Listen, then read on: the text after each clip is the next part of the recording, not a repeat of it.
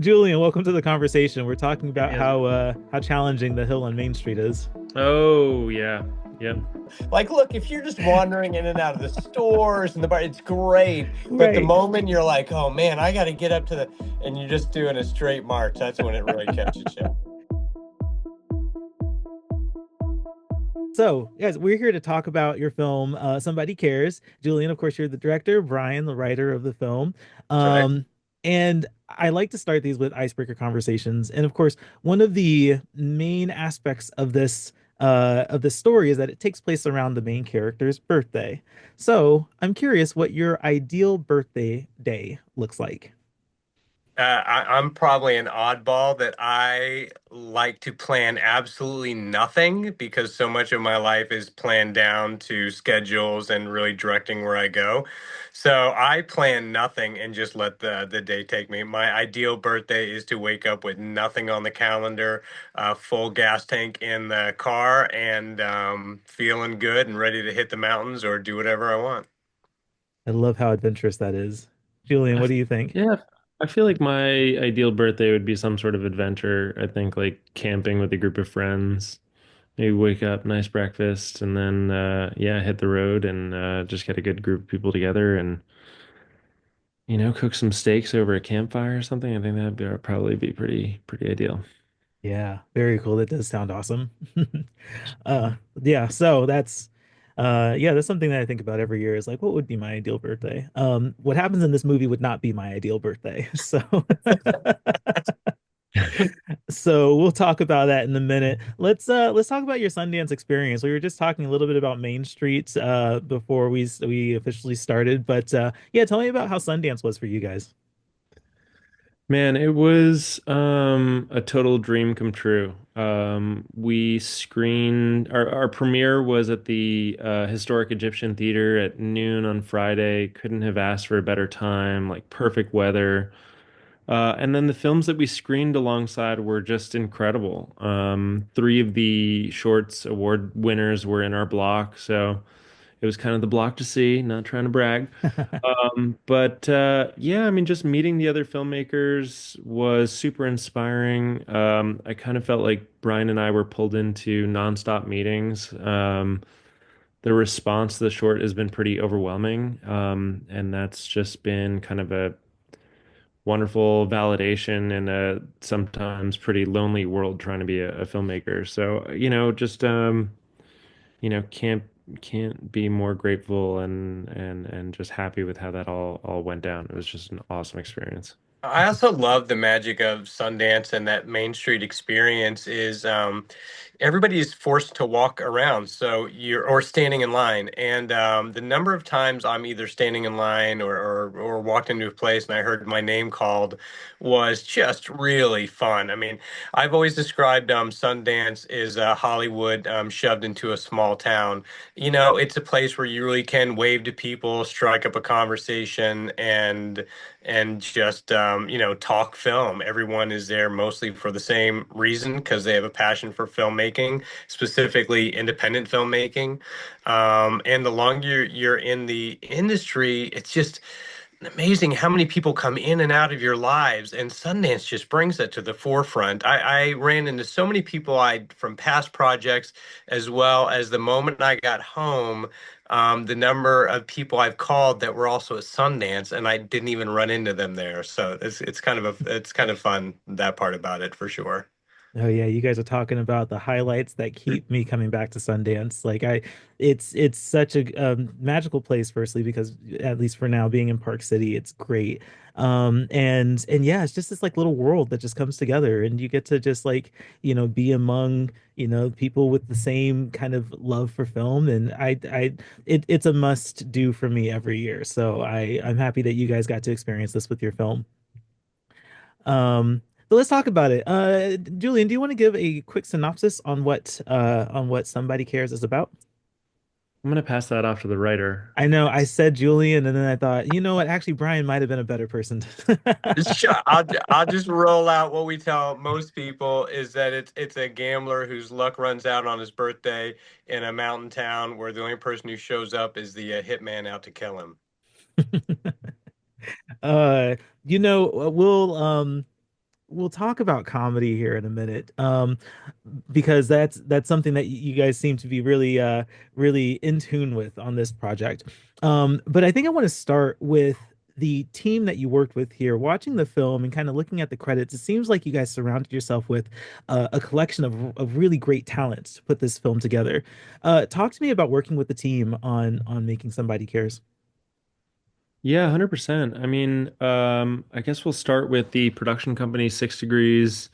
Approached them and asked if they wanted to split the cost on a short film, which was a pretty bold move of them to gamble on this film. I mean, shorts are not typically good financial investments, but they believed in us and they came on board. And then most of everyone on the crew, we just are, our friends that we've worked with a lot. The DP, Kyle Smolik, has been a longtime friend, collaborator, editor. Chancellor Hayes is just a phenomenal editor that for some reason keeps doing our projects.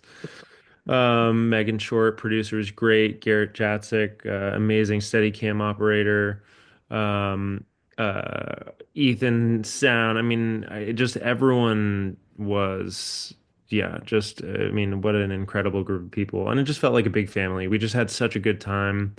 Wasn't one of those sets where we're stressed out and just trying to make our day. It just really felt like, a kind of relaxed, like fun environment to tell a funny story. Yeah, Brian, what do you think? Tell me about your engagement with the team. Well, I got to tell you, having been on so many independent films, the one through line on all of these is everyone's short on resources, and unfortunately, usually that means we're going to try to shoot as many pages in a day as we can. And I think that's just a recipe for disaster that I've been a part of over and over. Everyone's miserable. The quality of the scenes are compromised. And, what I think we do, and especially what Julian does really well, is he really builds a recipe for success. What is that day going to be like? Um, and that we've built in enough time that we're going to get the scenes and we're going to get the quality of the scenes that we need so that we have an entertaining film that we're proud of. And I think that's what we have here. We wound up in Sundance, but to me, that's the biggest solution to the equation. And I think a lot of independent filmmakers miss is just because you don't have the funding, you don't have the resources. That it's your job to build that script to a film that you can make. It's hard enough, getting a good film out there, and I don't know why you'd want to yourself up for failure from the very beginning by trying to cram an impossible day in with a bunch of location moves and all of that. So our film is 5.5 minutes. It was certainly one of the shorter ones of the block and of all the shorts programs. So. Mhm. And I think Julian's testament, everyone's happy. Well, we, I think we can create that fun set environment by not having an AD shouting at everybody that we're 2 hours behind. Yeah. You guys are really selling me on wanting to be on set with you. There we This sounds go. like a great experience. Um, one thing that really sold me on wanting to talk with you guys is actually the Meet the Artist video that you submitted as an introduction to yourself, where you also talk about ham sandwiches being on set, another selling point for me. But the what I'm getting at here is comedy. Comedy is something that's very much like integral to this story, but I can only imagine comedy is super hard to pull off, especially translating from page to film. So, like, talk to me about the approach to comedy and making sure that the jokes land when in the final product. I think that our approach generally is to not like oversell a joke. I think when we approach comedy, it's showing the scenes sort of in a real like dramatic way and not like making a meal of the joke. And I think sometimes like actors can ham up lines and stuff like that, and it really pulls you out of it. So I think the comedy really starts in Brian's writing where like what happens is funny. You have your debt collector who's strangling our main character in the first scene, and his like strangle wire breaks, and that's funny, but then he still continues to try and strangle him. So it's not, we're not making kind of a joke of it. It's just finding humor in the sort of messed up realities of life, I guess. Just laughing through the pain, if you were to. Yeah, Brian, talk to me about writing comedy. I think, I think what Julian and I are fascinated about is just the human condition, that nothing goes as planned. I don't know why I find that funny, but I do. And I think that's part of the formula of our films. When you watch films, it's amazing. There's never any mistakes. They're always flawless. That, the main character just, goes to their day. They never drop anything. And our characters do all the time, and we embrace that because that happens in real life, and it always evokes a chuckle when it's not happening to you, or there's some distance that the screen kind of provides in the story. And to me, I'd love to talk to a psychologist about this, or where does laughter come from? And to me, it's always surprise. The biggest laugh is surprise. I didn't expect that happening. So Julian and I, whenever we go through a story or scenes, we're always like, we're always trying to find the surprise. What's the unexpected thing? And I think, the big moment in our film is, of course, the finger chop scene, and it's really thrilling. You make films to be in a theater, and just I can't say enough about that experience at the Egyptian, in that full, booked out theater, and then the hand chopping scene, and then just the big audience reaction if they didn't see it coming. It's just fantastic. I absolutely did not see that coming the first time I watched it. So your point about surprise is like so on point because when that happened, I was like, this is hilarious. And surprises can't be void of logic. He Right. had to do it to prove, Hmm. this is real. This is really happening. I'm not a buddy. I'm going to do something live on camera that's outrageous. And we once Julian and I kind of honed in on that moment, I think a lot of the rest of the film was built around that. Yeah, yeah, very I think cool. like a sense of like timing and rhythm too. Like I Yeah. think, Mm. the moment where it's like finger chop, raise. So I think like trying to just get those beats, yeah, timing for comedy is so important. Yeah, very important. I don't know, what's your guys' take on comedy and mainstream film right now? Like, how do you guys feel about how like comedy films and how the mainstream like views comedy and film right now? I don't think we have good vernacular for it. I mean, we have the term dark comedy that is just so widespread. It's absurd. Hmm. Um, yeah, I mean, I just feel like we just don't have the verbiage for it, for, what is, there's comedy and so many great, Mission Impossible, or, just based the films that the dramatic films that you love, watch them again. They're full of comedic beats. I think like it's a really interesting time. I'm kind of curious as to where comedy is going to go. Like I'm kind of excited for the new Happy Gilmore that's coming out. I mean, there's like I feel like the 90s and like the early 2000s had a lot of like really fun like dumb comedies that I don't feel like you're getting that much right now. I mean, maybe also like admittedly maybe I'm not like up on like comedy. I think there was like a French film, Un Petit Truc en Plus. Like I don't know what the translation is. It's like something a little something extra or something like that. Like that was a comedy, and I really enjoyed that. And it's just like silly movies.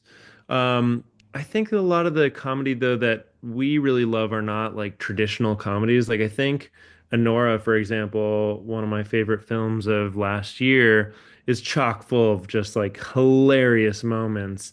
But again, it's not played like a comedy. It's just finding humor in kind of these fucked up, scenes. So for Absurd me, yeah. situations. So I Yeah. think that's where I'm seeing a lot of the comedy, at least in the States these days. Yeah, But very interesting. I just kind of wanted to get your guys' take on that. Um, a little bit about your guys' careers. What I found interesting in looking through your filmographies is that the roles you guys are taking on in this, Julian, you director, Brian, you writer, is kind of different than what your the majority of your filmography is made of. Julian, your background is very strongly in cinematography, and Brian, your background seems to be a lot in acting. Is that like a fair assessment of your careers, like so far? With the exception of like, I think you have done writing and you have done directing and producing. But yeah, I was just looking at how like this is kind of um it's not the bulk of your filmography. And so I guess I want to know, I always am very interested when people in the industry are taking on roles outside of their like their main wheelhouse, right? And so, well, Julian, I guess the question I'm getting to is, Julian, how does, your background in cinematography inform your directing? And Brian, how does your background in acting inform your writing?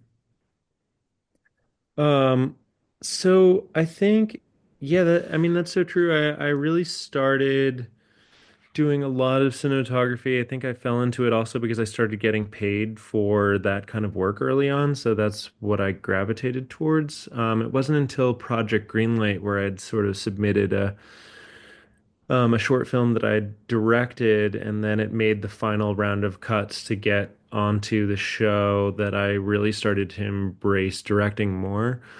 I feel like I was always doing some amount of directing in the projects that I was DPing. I think like blocking is such an important part of directing that a lot of people who are not in the film business like know about, like where the characters stand and how to make the movement feel natural, but also how to position the actors in a way that you can light them and get a certain mood or so I think also cinematography is so important in terms of establishing like the tone and the world and what you're seeing. So it like comes hand in hand, but I really gravitated towards directing. I kind of gave up cinematography because I care about the image so much. And I think I have friends who are way more obsessed and can, give you a history of what lenses were used on what films way more than I could ever do. And I think it was more about like the tone and the quality of the light. But really for me, I was more interested in the actors' performances and how they were moving through a scene and how to best capture that as opposed to kind of making it like a picture forward and so that was sort of my transition, I guess, is but I do think it comes hand in hand. I don't love when a director is just totally about performance and knows nothing about lensing or the camera because then you're kind of just filming a play. And I feel like lose a lot of like what filmmaking is, which I think is like treating the camera like another actor. Mhm. I love film craft, um, but I did come from the acting world, and one thing being immersed in that world is I was always doing different characters and different roles and spend just a ton of time in kind of the classes and background that I had was you do a deep dive on every role. All right, why is the character making these choices and these behaviors? And that I think that set me up really nicely for writing. One, dialogue comes easy. And it's just be from really breaking down a character or a role that Julian and I are creating and finding their motivations. And then I'll just start improving lines in the room by myself. So that's just a natural muscle that had gotten built up over years and years of acting that kind of really helped in the writing end. But like Julian said, at the end of the day, what makes the difference between a great play and a great film, I think, is really using the film craft that's available, and that's making building that shot list, letting the camera really influence the audience and the way it's covered can tremendously affect where the audience is at in their mind as far as whether you want them to feel paranoid or this or that. Fortunately, Julian has that skill set, so I think that's what's kind of great about working with somebody else whose strengths cover your weaknesses. Hmm. Yeah, yeah, very interesting insight. I Another thing when it comes to your guys' background is a lot of your work is in shorts and TV episodes. Um, I guess I kind of want to know, when is the next, like, when are we doing gonna get jump into features and feature length things? What's the future look like for that in your guys' careers? We are trying right now. We've raised some money for a feature. It is a Las Vegas sort of heist movie. Think like Jackie Brown meets The Big Lebowski. Um, it is kind of explores a lot of the themes around humanity that we've explored in our previous work, and yeah, we're really excited about it. I think fundraising is, obviously a challenge. We've got a really great actor, Billy Crudup, signed on board to be the lead. So we're really close. I mean, I'm hoping to have a more specific answer for that question soon, but I think the next voyage is the feature for sure. Yeah. Yeah, we're certainly on that progression, and right Mhm. on the cusp of it. I mean, that follows so many careers is short film at Sundance and then feature in the next year. Yeah, yeah, absolutely. Oh man, I'm excited for that. And of course, I'm going to keep track of you guys for whatever you produce. But for Somebody Cares, what is the future of Somebody Cares right now? Is there any screenings that audiences can look forward to, or like what can you share with where this movie might be going to?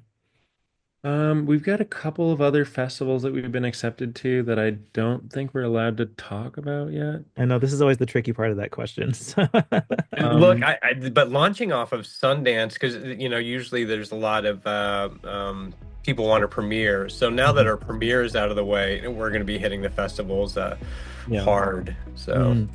And I will be keeping track of where this movie ends up, and of course sharing that whenever possible.